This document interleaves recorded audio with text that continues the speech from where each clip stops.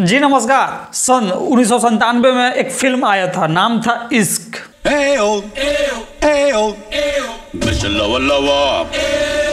इसमें जो है कौन थे? अजय देवगन और आमिर खान। तेरी आंखों का जादू।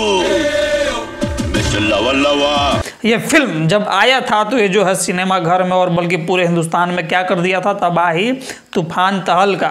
और इस फिल्म के जितने भी गाने थे सब बहुत ही एक नंबर, जैसे कि ये गाना हमको तुमसे प्यार है, ठीक है, फिर ये गाना तू मिला ले राजा, आई है दिन बहार के।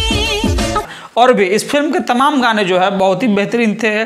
तो आपने ये फिल्म देखा है कि नहीं, कमेंट सेक्शन में भाई को कमेंट करके बताइएगा। लेकिन उसके कुछ सालों के बाद, या बोलिए कि बहुत सालों के बाद, भोजपुरी के दबंग स्टार खेसारी लाल यादव जी एक गाने लेके आए थे, जिस गाने का नाम था इश्क।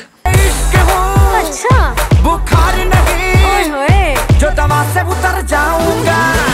तो जी हाँ, अभी तक आपने ये गाना सुना है कि नहीं, कमेंट सेक्शन में कमेंट करके बताइए। लेकिन रुकिए, हमारा जो है वीडियो बनाने का मकसद जो है सिर्फ इश्क तक ही नहीं है, इश्क 2 का भी है। जी बिल्कुल, कि है गाना को लगा दिया गया है कहाँ? प्रीमियर पर।